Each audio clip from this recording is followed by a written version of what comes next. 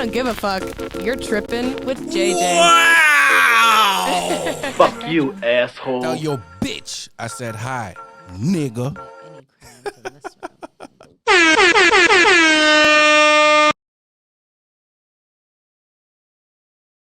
I struggle with depression. I've always known that. I didn't know about anxiety until later because I didn't know that was a thing. What age?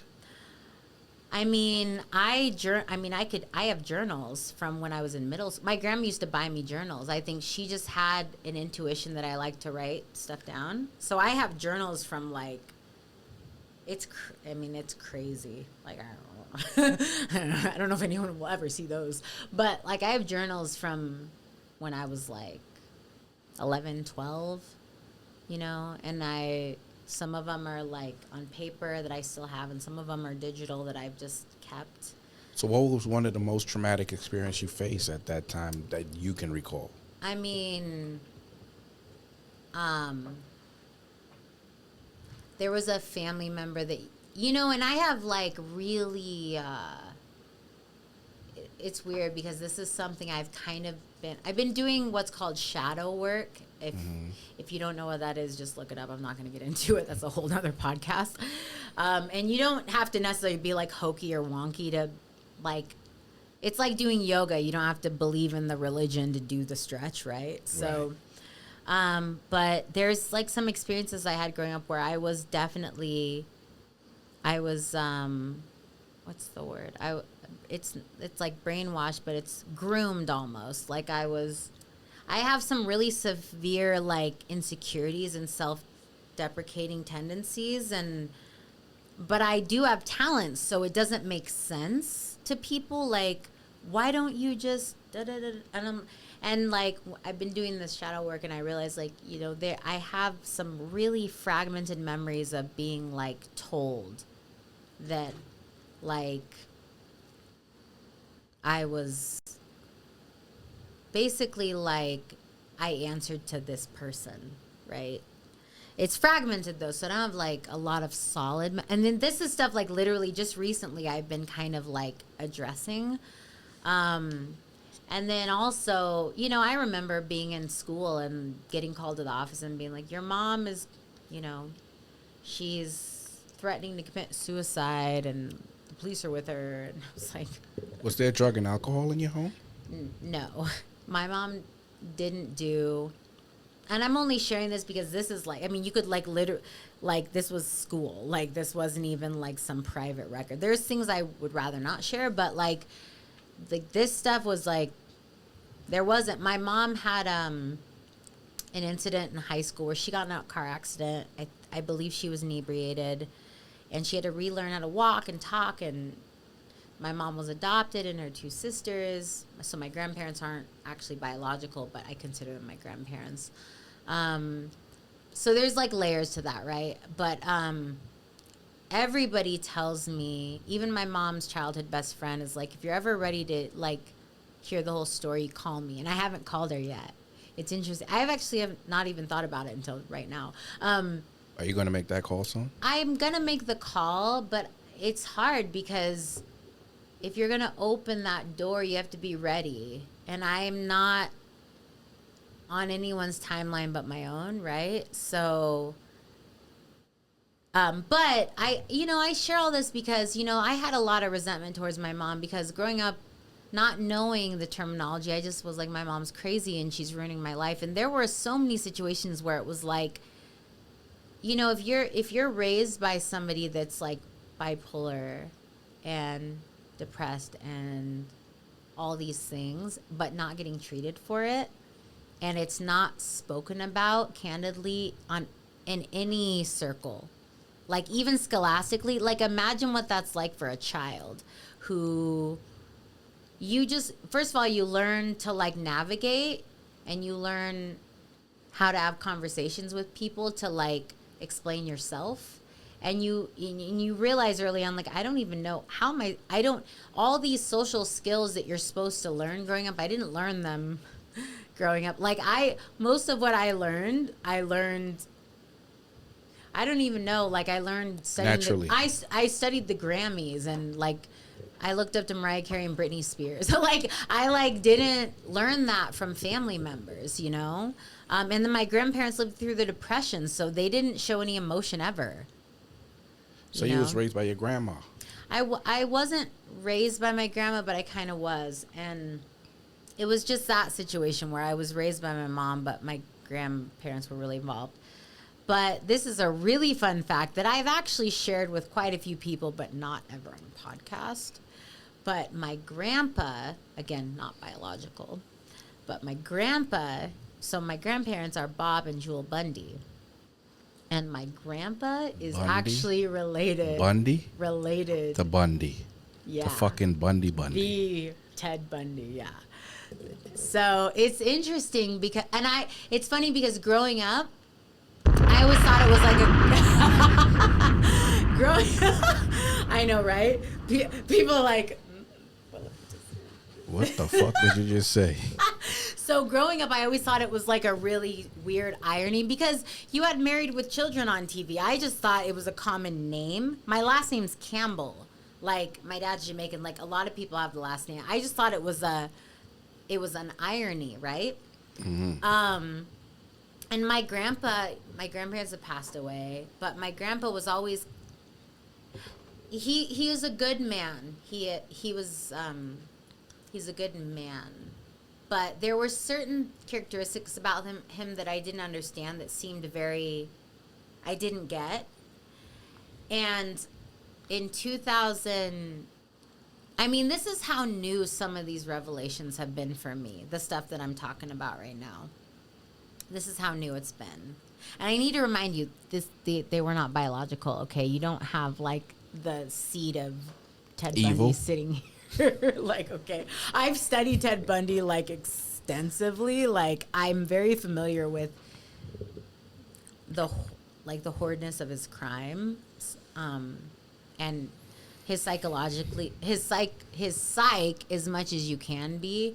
But in 2017, my dad was visiting and my mom had moved to Arizona. My mom was like kind of homeless off and on, but they were both at my house Christmas that year. It was weird because I can't even remember another time where my parents were in the same house and we were like laughing about stuff. But it was such a weird evening because we were all there. And I think I had finally kind of gotten to a place where I could pay my bills and I was like fully sponsored. And I had finally gotten to a place that I'd worked so hard for so long. Mm-hmm. And two things came up when they were both at my house.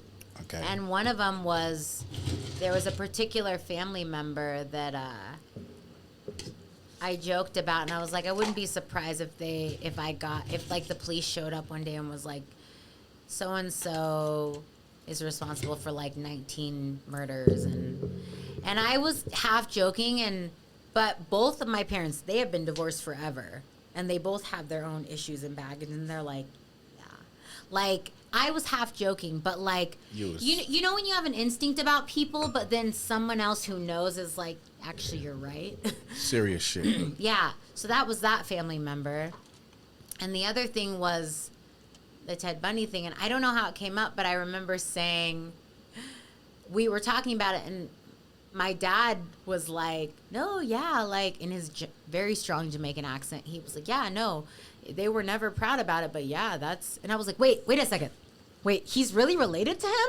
And my dad was like, yeah, like they didn't really like to talk about it. And I was like, it was like mind-blowing to me because nobody, this was, I'm 36. This was 2017-ish.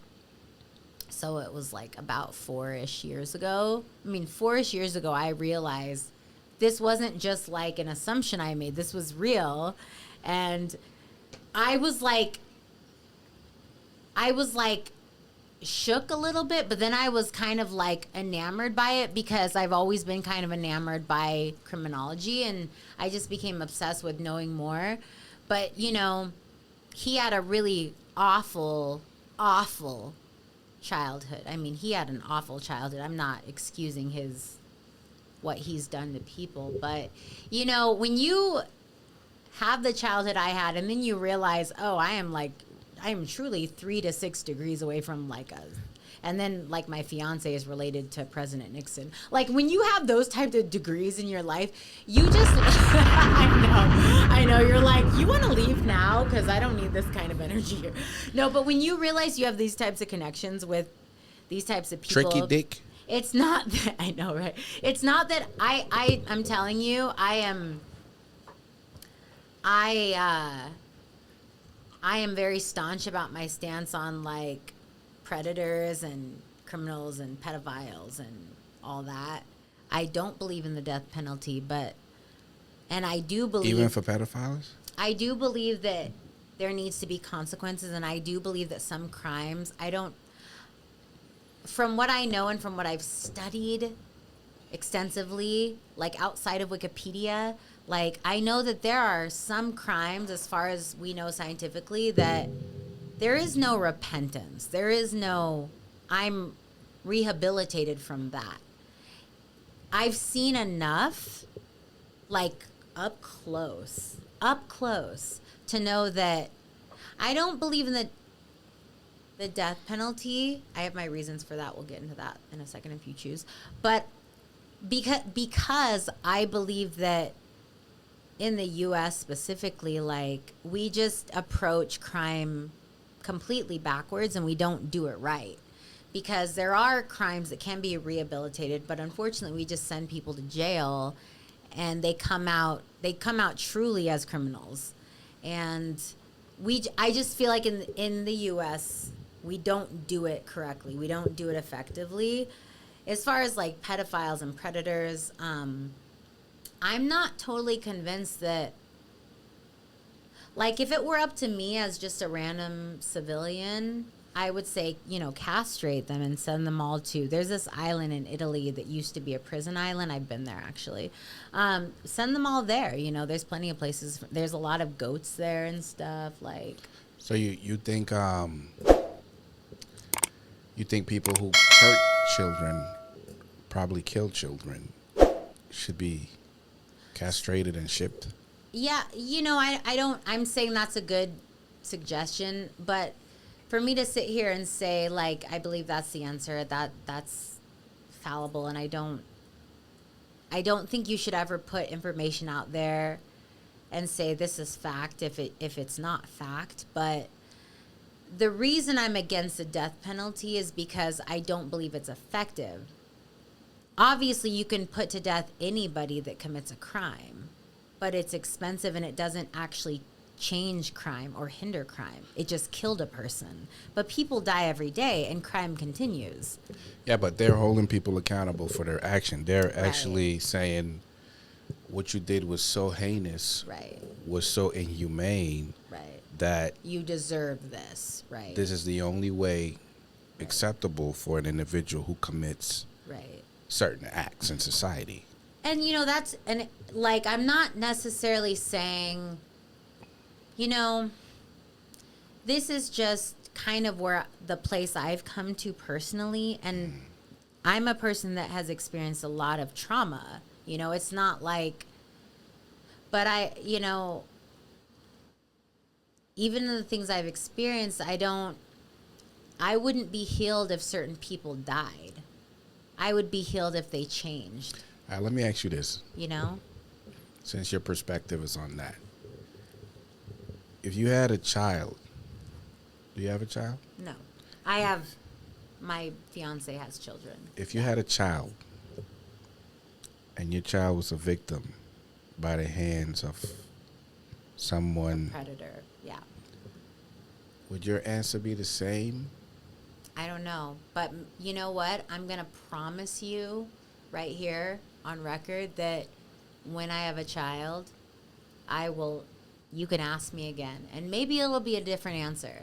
I'm not going to sit here and act like I've never had children. I want to have children. I love children. I mean, I love kids. I do. And I've actually been faced with situations, really weird, sketchy situations where I had to be the responsible, adult and, this isn't okay just because you trust me.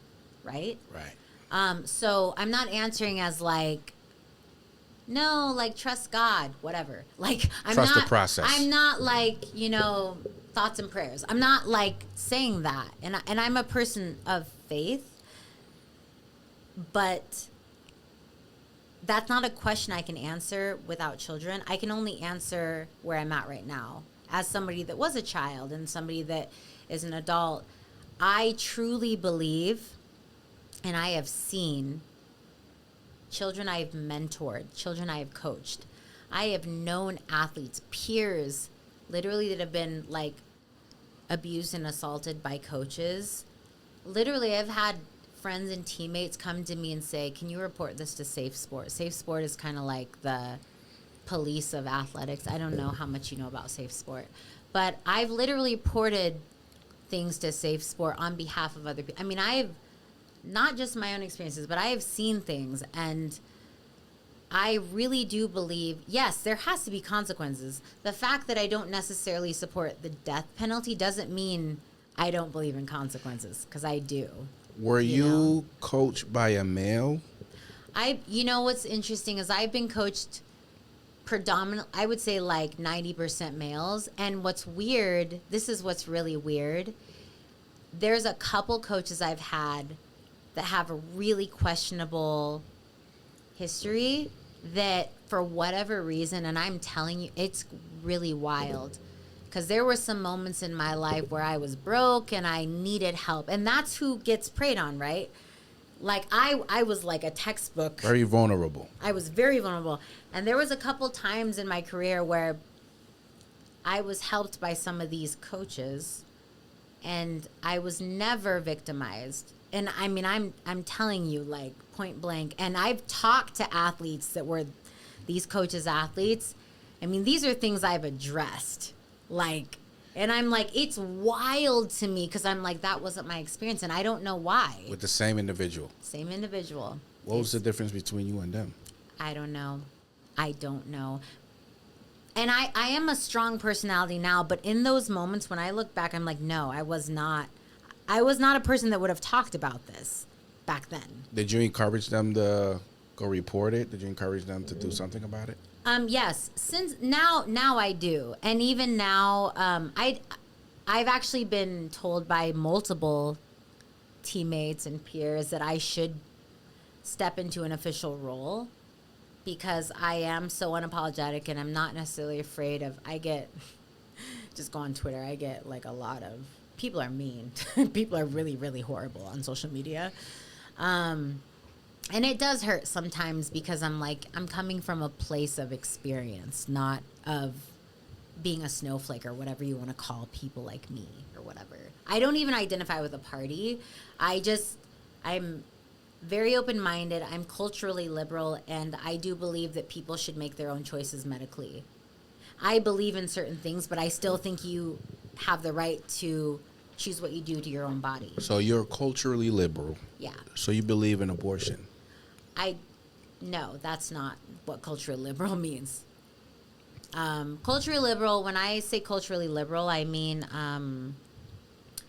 I believe that people should be able to live the way they choose to live if they're not harming people or themselves. But people that's harming babies, abortion, they believe they're not harming themselves. So in terms of abortion, and I'm like,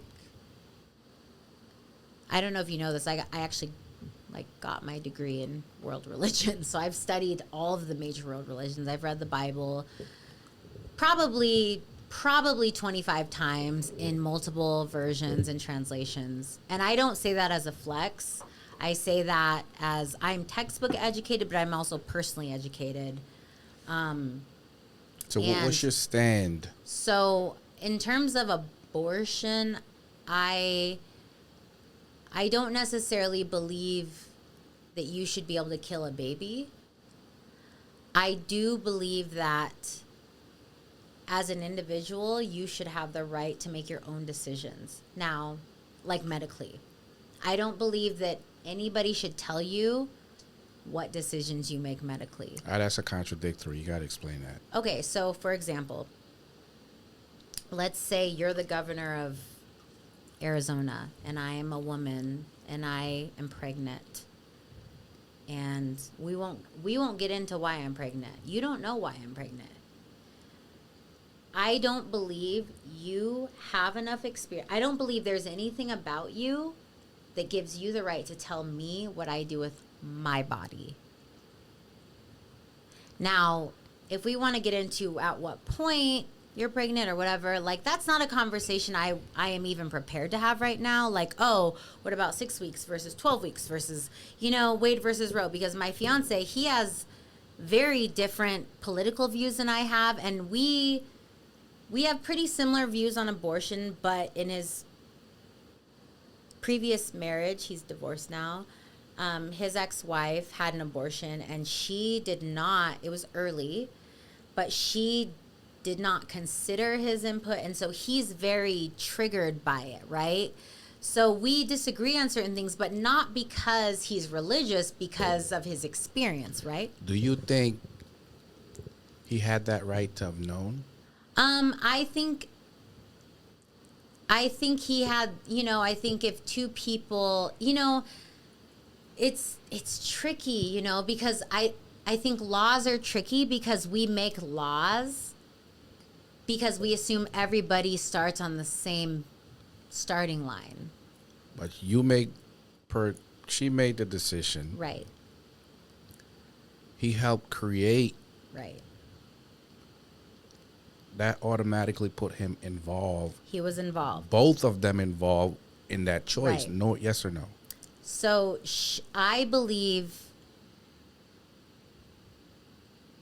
no one has the right to tell her what she does with her body. Okay? Correct. Correct. However, if this individual you're saying has the right to make 100% decision with their body, I agree with that. Right. Under the circumstances that they made that baby by themselves. Right. But if you made that baby with another person, with somebody else, by default, you put them. So it is my opinion. And here's the thing. This is my opinion. I don't believe this should be law. I don't believe my opinion should apply to the law that applies to the entire country. Right? Because here's the thing. The shark doesn't know the squirrel exists. Like, as Americans, we're a really arrogant country. And we really think, as Americans, as a Western society, we really think that our views, like, apply to everyone. Like, COVID is a conspiracy. But it's like, okay, like, you're like just an American that doesn't want to wear a mask walking into TGI Fridays. Like, you're just, you're like in Texas and you want to carry a gun. Whatever. Like, whatever. Like, we think that way as Americans, but if you're in another country, like, the whole way of thinking is different. Right. And I'm not saying other countries are better. I'm just saying, like, we have to put aside our personal projections, right? So, like, for example, I struggle with depression and anxiety, and I take medication for it. But I'm not telling you you have to. If you can manage it in a more holistic way, if you want to do psychedelics, if you want to do ayahuasca, I don't judge you. I've done it. I think people in prison should do ayahuasca. Like, I think that is a great way to address criminals. What I'm saying is, it is not my job to take my experiences and project them on legal mandates or law. But to circle back, I think in this situation, she got pregnant. And I feel for him, and I personally believe he had the right to have input on that decision. I think it was irresponsible for her to do that without his input. But part of the reason I think she did that without his input is cultural. She's Chinese, and I'm familiar with the Chinese culture. I've been there many, many times, and different cultures look at decision making differently, and you don't have to agree with it. You know what I mean? Like in the U.S., women have more rights than other countries. And other countries might look at us and be like, yeah, you have more rights, but you guys are like a mess. Like, you know, and depending on what we're talking about, they're right.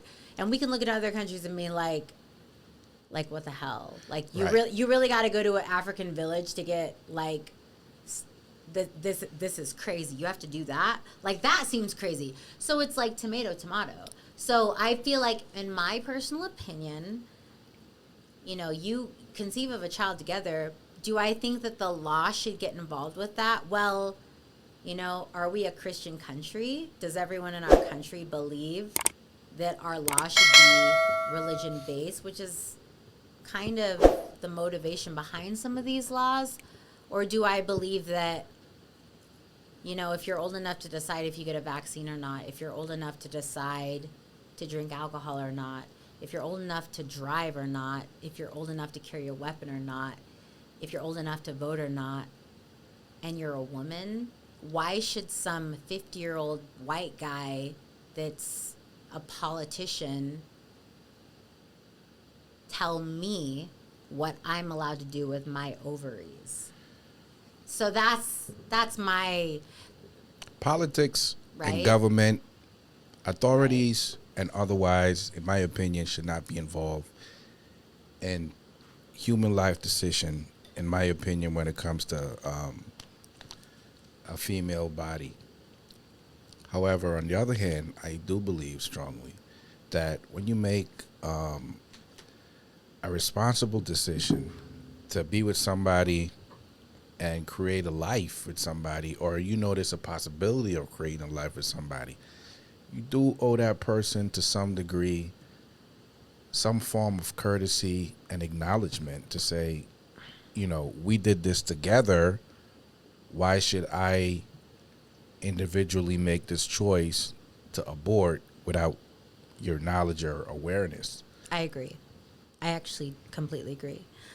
You know, I think, and I'm actually looking for when the laws in Texas were passed, I was mostly following, trying to figure out what one thing I do with social media a lot is I try to see what the temperature of the room is. Like, what are people actually saying? And there was a couple stances, because I'm not an expert. I'm not a medical expert by any means. And I found a couple of really interesting posts that I'm just looking for, because I took a screenshot of them because I was like, this is actually informative if nothing else. But while I'm looking for that, one thing I will say that was kind of eye-opening to me, you know, I mentioned earlier that I did a speaking tour in New York. And I had lived a very difficult, I had a lot of difficulties growing up. And, you know, some of that stuff I've talked about and some of it I haven't talked about that I won't talk about today. But I don't know where they are, but that sucks. You know, you start to get used to living a certain way. It's very easy to forget. Like, I'll give a very basic example. I mean, I remember being in college and just, like, barely being able to afford toilet paper. I mean, I would steal toilet paper, like, when I'd go on a wrestling trip, which those were always paid for. I would, like, steal them from hotels or, like, restaurants I was at. I mean, that's where I was at. And then I moved to the Olympic Training Center, and I get free toilet paper, you know. And I lived there for about 5 years, and you just get used to free toilet paper. Now imagine getting free toilet paper for 5 years, free towels, a free bed, a free room. It's not free. I mean, I have to be a good athlete, and that's like my job. You earned it. Right? So it's not... You earned it. It's not free, but whatever. Yeah. I'm doing what I love, and a lot of people don't make money doing what they love. So I think that's what it is, right? Yeah, the perks. And imagine after 5 years of free toilet paper and bed sheets, going back into the real world and be like, oh, shoot, I got to buy toilet paper. And, like, you're not even used to budgeting that. Right. So I say that because I think a lot of people, they project and they live their lives and they formulate these opinions based on truly their experiences. I mean, if you get right down to it, like, how many times do you hear people say, like, even people of color are like, I just had to work hard and pull myself up by my bootstraps, and I didn't let racism get in the way. And people really, that is like their platform. And I'm not saying that's not true for you. Maybe as a person of color, that was not an obstacle for you. Maybe you just worked hard and you made it. But that is not everybody. The shark does not know the squirrel exists. You do not know the world outside of your world. So stop acting like you do. Have you traveled the world? I mean, I've seen a lot of the world because I was an athlete. And my dad grew, like I saw the hut he grew up in. And I'm not going to sit here and act like I know what it's like to grow up in Jamaica. You talk to someone from Jamaica, they don't even want to talk about it. My dad, most of what I know about my dad, I learned from other people. He didn't tell me. Traumatizing for him. It's like, and I met some people from, where's Rihanna from? Trinidad and Tobago. Yeah, I was at a tournament and I spoke to some people and I was like, yeah, I don't